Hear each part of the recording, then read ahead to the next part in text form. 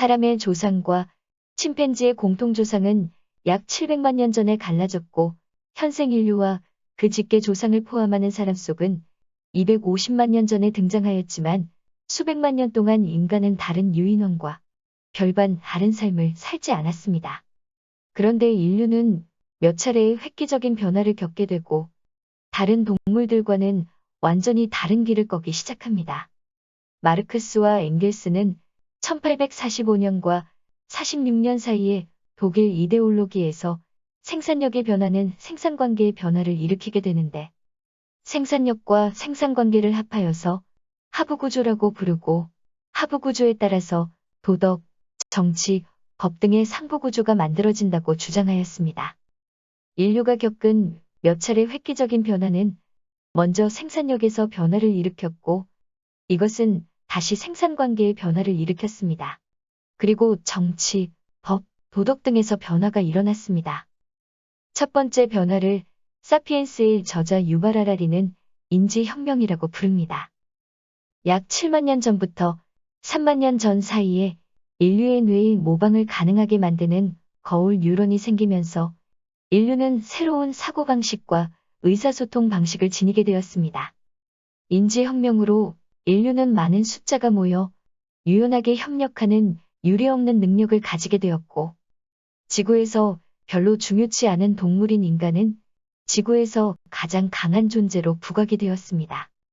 수렵 채취 시대에는 공동 사냥을 하더라도 사냥에서 성공할 확률이 매우 낮기 때문에 공동체는 이득과 위험을 모두 분배하는 방식을 이용해 결핍의 문제를 해결하였습니다. 과도한 이기주의와 족벌주의, 편파주의를 금지하는 규칙을 만들고 부족 사회 구성원 간의 협력 체제를 유지하려고 노력하였습니다. 이것은 도덕이 되어서 인류의 마음속에 자리를 잡았습니다. 두 번째 변화는 1만 2천 년 전에 시작된 농업혁명입니다. 동물의 가축화와 식물의 작물화가 이루어지고 인류는 정착 생활을 하게 되었습니다. 잉여 생산물의 형성으로 재산이 생겨나자 이를 차지하기 위한 전쟁이 발생합니다. 그 결과 부족 구성원 간의 평등했던 협업사회는 왕조국가가 탄생하고 신분이 세습되는 계급사회로 바뀌게 됩니다. 농업혁명은 역사적으로 노예제와 농노제라는 사회구조를 형성시켰는데 피지배 계급은 토지에 귀속된 노예와 농노로 자유가 제약된 채 신분의 얽매인 삶을 살게 되었습니다. 전쟁에 승리하여 국가를 수립하여 왕이 되어도 잡은 권력을 유지하는 것도 피비린내 나는 살상의 연속입니다. 지배자들은 자신들의 권력을 지키기 위해 자신들이 무너뜨렸던 도덕을 다시 활용하는 것이 더 유리하다는 것을 파악하였습니다. 도덕적인 밈을 가공하여 국민들의 초자아 속에 심어주면 자발적인 복종을 불러일으켜서 통치의 효율이 극대화됩니다. 인류는 수렵 채집 시대에 사냥에 성공하면 공정하게 분배를 하였고 분배된 음식을 다른 사람이 훔치는 것을 금지하였습니다. 지배자들은 인류의 도덕에서 공정한 분배는 삭제하고 도둑질하지 마라만 유포하여 국민의 마음속에 심기 시작하였습니다.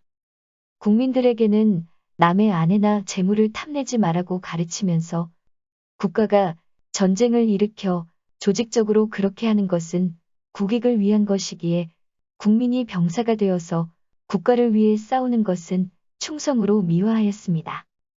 사회 구성원 모두가 협업하였던 노동 방식은 전쟁으로 영토를 빼앗은 지배 계급이 토지를 제공하니까 토지가 없는 피지배 계급은 노동력을 제공하고 세금을 내는 것이 당연하게 여겨지게 국민들의 마음속에 심었습니다.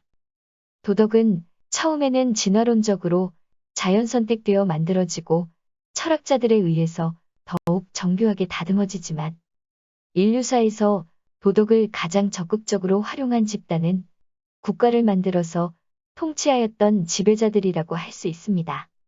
피지배 계급은 지배자들이 그들에게 유리하게 가공한 도덕적 밈을 배우고 따르는 것을 일륜으로 내면화하고 그들의 통치에 순종하는 것을 의로움으로 여기게 되었습니다. 세 번째 변화는 산업혁명입니다. 1차 산업혁명은 약 1760년에서 1820년 사이에 영국에서 시작되었는데 기계화 혁명을 이룸으로써 인류 사회는 공업사회로 이행하게 됩니다. 2차 산업혁명은 1865년부터 1900년 사이에 이루어졌는데 주로 전기, 화학, 석유 및 철강 분야에서 기술 혁신이 진행되었습니다. 소비재의 대량 생산혁명을 일으킨 것뿐만 아니라 영화, 라디오 축음기가 개발되어 대중문화의 시대를 열기도 하였습니다. 3차 산업혁명은 20세기 후반에 컴퓨터와 인터넷 기반으로 이루어졌는데 이것을 디지털 혁명 또는 지식정보혁명이라고 부릅니다. 4차 산업혁명은 21세기에 이르러 인공지능, 사물인터넷, 빅데이터, 모바일 등 첨단 정보기술이 경제와 사회 전반에 융합되어 혁신적인 변화가 나타나고 있습니다. 가장 큰 특징은 노동 없는 생산을 가속화하고 있다는 것입니다. 산업혁명으로 급격하게 성장한 신흥계급인 부르주아는 경기의 변화에 따라 쉽게 고용하고 해고할 수 있는 신분제의 구속에서 벗어나 있는 자유로운 노동자가 필요해졌습니다. 산업혁명은 정치적으로는 봉건 귀족의 압제에 저항하는 시민혁명이 세계 각국에서 일어나게 하는 동력이 되었습니다. 부르주아들은 신분제의 얽매인 농노들을 임금 노동자로 전환시키기 위해서 법률적으로 모든 사람들에게 자유와 평등을 보장하라고 주장하였고, 오랜 억압으로 고통받던 피지배 계급의 동참으로 부르주아 혁명은 많은 우여곡절을 겪지만 점점 승리를 거두게 됩니다. 생산이 토지와 육체노동에 얽매여 있을 때는 아무리 열심히 일을 해도 절대적인 생산량 자체는 한계를 가질 수밖에 없습니다. 그래서 지배계급은 자신들만 호화로운 삶을 살기 위하여 피지배 계급에게는 열심히 일하고 금욕적으로 사는 삶이 도덕적이라고 가르쳤습니다. 기계화 혁명으로 무한대의 생산이 가능해진 오늘날에는 피지배 계급이 더 많은 상품을 구입하고 소비하는 것이 지배 계급에게도 이득이 됩니다. 보드리아르는 소비와 사회에서 산업자본주의 발달의 핵심은 인간의 허영과 욕망을 부추기는 유혹적인 소비에 있다고 주장하였습니다. 산업혁명은 자본과 임금 노동이라는 자본주의 사회를 탄생시킨 것 이외에 또 다른 생산관계와 정치적 변화를 일으키는 계기가 되기도 하였습니다. 대대로 지배계급은 피지배 계급이 문자를 익힐 수 없게 가로막았습니다. 그들이 지혜로워지면 복종하지 않고 반항할 가능성이 커지기 때문입니다.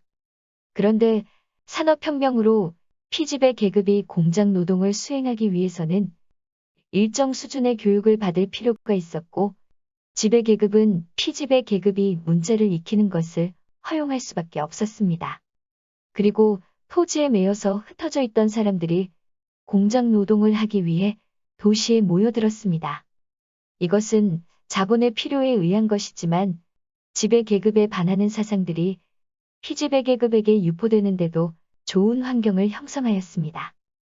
지배 계급에 반하는 사상으로 무장된 세력들이 반란이라는 형태로 나타났다가 짧은 시기 안에 권력의 진압으로 소멸되고 사라진 것과 달리 1917년 레닌이 이끄는 볼셰비키가 러시아 혁명에 성공함으로써 자본주의 시대의 자본에 반하는 피지배 계급의 국가가 수립되었습니다.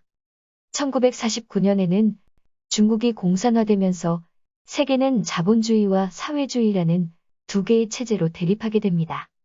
하지만 공산주의 실험은 1991년 소련이 해체되면서 100년도 되지 않아서 역사적으로 실패한 것으로 증명이 되었습니다. 중국도 헌법 15조에 사회주의 시장경제를 실시한다고 명시하고 1993년 11월 사회주의 시장경제 도입을 공식적으로 선언하였습니다. 위의 표들이 보여주듯이 중국은 시장경제를 도입한 이후에 급격한 경제성장을 이루게 됩니다.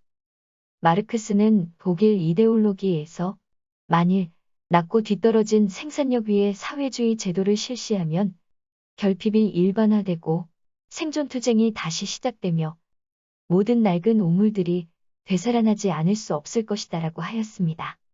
모든 국민들의 평등한 공동체를 건설하겠다고 주장한 사회주의 혁명 세력들은 또 다른 지배자가 되어 수많은 사람들을 학살하였습니다. 자본주의가 600만 명의 유대인을 학살한 히틀러와 같은 지배자를 탄생시켰다면 사회주의는 자국민을 200만 명 가까이 학살한 폴포트와 같은 지배자를 탄생시키기도 하였습니다. 마르크스의 유물사관에 따르면 인간 사회를 향상 발전시키는 궁극적인 원동력은 사회제도가 아니라 생산력입니다. 현대 사회의 생산력을 극적으로 끌어올린 정보기술 혁명을 일으킨 동력은 앞선 지식과 기술의 축적이 기반이 되었기 때문이기도 하지만 고도의 정신노동에 파격적인 보상이 주어지는 것이 촉매가 되었다고 할 수 있습니다. 스티브 잡스는 차고에서 창업을 하였다는 일화가 있을 만큼 가난하였지만 세계적인 부자가 되었습니다. 오늘날 자본주의와 민주주의를 받아들이고 있는 대부분의 나라에서 권력은 세습되지 않지만 부는 세습이 됩니다. 미국의 상속세 최고 세율은 40%입니다. 세계적인 부자들은 상속세를 납부하고 나서도 천문학적인 재산을 자식에게 물려줄 수 있습니다. 명예가 아닌 실리적인 면에서만 본다면 권력형 비리로 뒷돈을 챙길 생각이 없는 인재라면 국가 권력을 잡는 것보다 경제계로 진출하여 사업을 하는 것이 훨씬 더 이득인 것입니다. 자본주의는 이기적 유전자의 본성에 부합하는 제도이지만 사회주의는 이기적 유전자의 본성에 반대되는 제도라고 할 수 있습니다. 똑같은 보상을 받으면서 더 힘들게 일할 사람은 없습니다. 하지만 체제 대립은 자본주의 사회에서 자본주의의 원리에 반대되는 복지제도가 시행되게 만들었습니다. 자본은 피지배 계급이 정치적 반란을 일으켜서 그들을 몰아낼 수도 있다는 위기감을 느끼게 되고 노동자들의 투쟁에 못 이기는 척 그들의 요구를 들어줍니다. 그들이 차지하는 이익의 일부를 피지배 계급의 복지를 위해 세금으로 납부하는 것을 받아들이게 됩니다.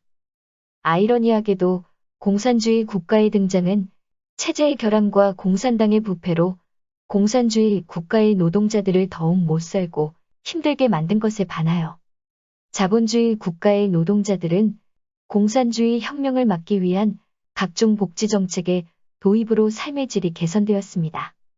4차 산업혁명의 가장 큰 특징은 실업자를 양산하게 된다는 것입니다.